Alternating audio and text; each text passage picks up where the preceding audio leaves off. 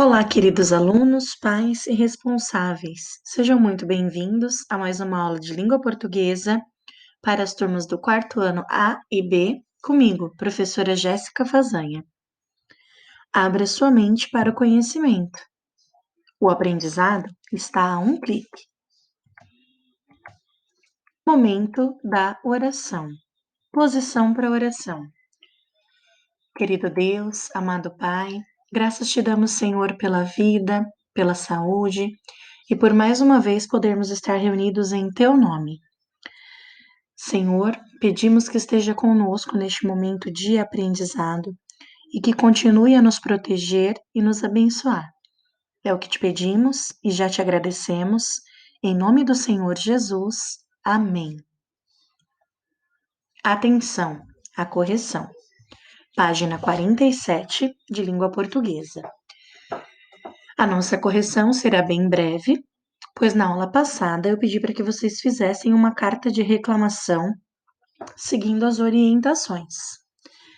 Então, só para a gente rever esse conteúdo de carta de reclamação, nós vimos que ela é produzida por um consumidor, alguém que quer reclamar ou exigir algo de alguma empresa devido a um serviço que foi prestado.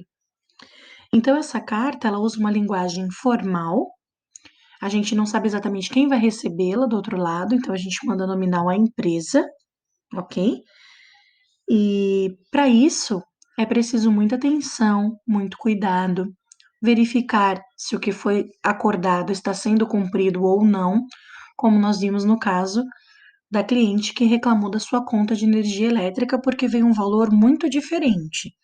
Então ela tinha um respaldo, ela tinha uma prova de que a conta veio muito alta, diferente do que ela estava acostumada a utilizar já há bastante tempo, e por isso ela fez uma carta de reclamação para que eles revissem aquela fatura, tá certo?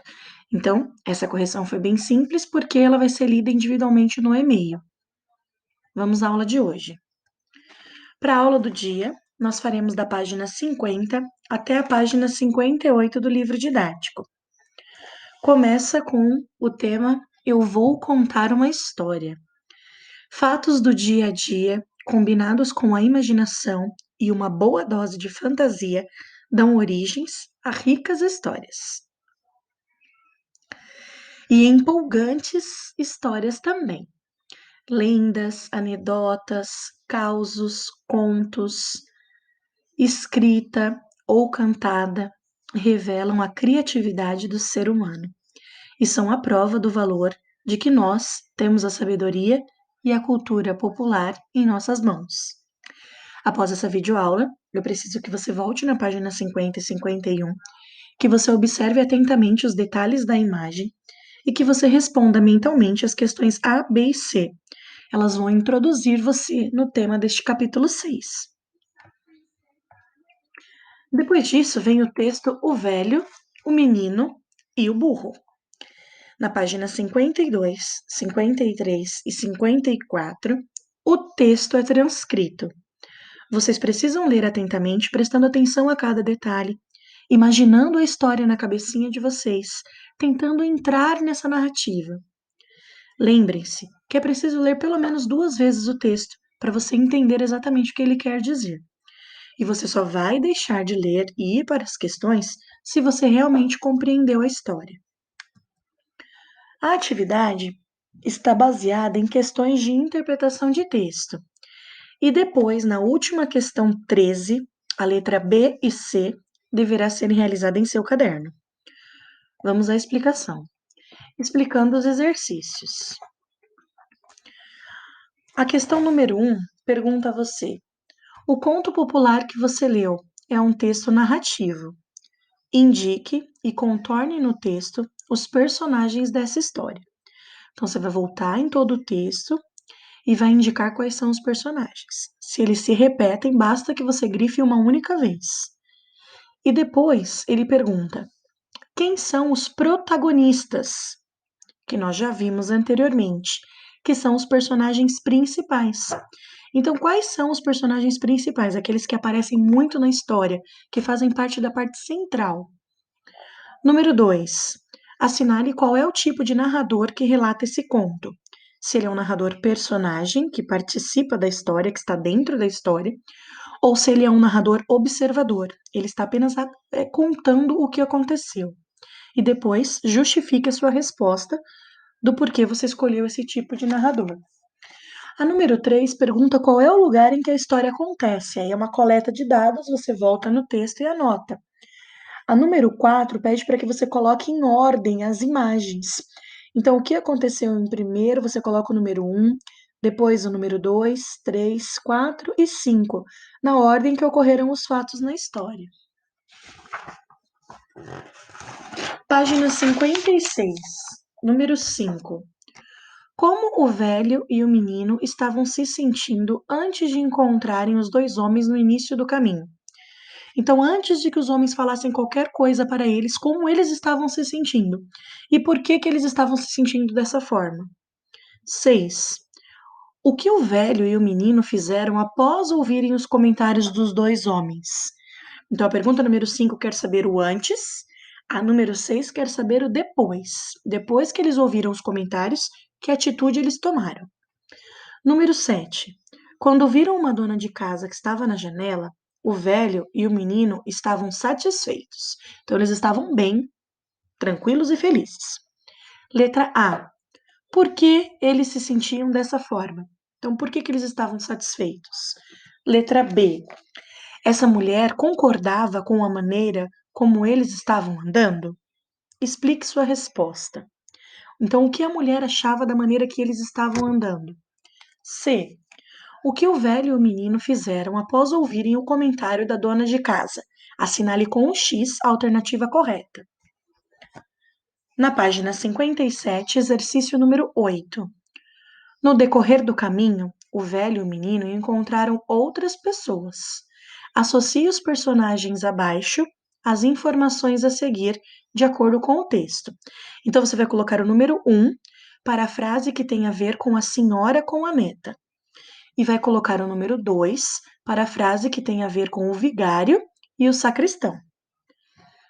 Na atividade 9, o que o velho e o menino fizeram ao ouvirem o comentário do vigário? Qual foi a atitude que eles tomaram? Depois, na bolinha, pergunta: essa ideia funcionou? Então, a atitude que eles tomaram ao ouvir o vigário funcionou para resolver o problema deles? Sim ou não? E justifique o porquê.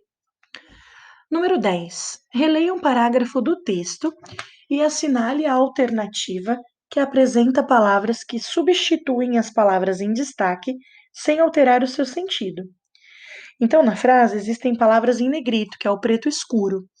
Por qual outras duas palavras vocês poderiam substituir, trocar e a frase ficaria com o mesmo sentido? Na página 58, exercício 11, pergunta: um dos personagens afirma que o burro era um animal fornido. Letra A. Pesquise a palavra fornido em um dicionário e escreva o que ela significa. Então, aqui é uma atividade de pesquisa do significado de fornido. Letra B. Com base no significado que você pesquisou sobre a palavra fornido, ao empregar essa palavra burrinho no início do texto, o narrador revela o quê? Ele revela o tamanho do burro ou ele revela o afeto pelo burro.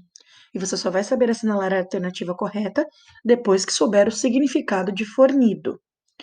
Número 12. Qual é o sinal de pontuação que introduz as falas dos personagens no conto? Contorne a resposta correta. Então, qual o sinal que vem antes da fala do personagem, que indica que é um personagem que está falando e não mais o narrador? 13. O texto Velho, o Menino e o Burro é um conto popular, ou seja, uma narrativa criada pela imaginação popular passada oralmente de geração em geração, que transmite ensinamentos acumulados pela cultura de um povo. A letra A. Que ensinamentos esse conto pretende transmitir ao leitor? Ou seja, o que nós podemos aprender com esse conto? Quais lições ele ensina? Você vai sublinhar no texto o trecho que indica esse ensinamento. Então, você vai voltar no texto e vai sublinhar o que nós podemos aprender, o que ele quer nos ensinar. A letra B, como eu disse no início, será feita no caderno. Você concorda com o ensinamento do conto? Você concorda que é importante aprender, que esse ensinamento é interessante e diga por quê. Letra C. Que outro ensinamento é possível aprender com essa história?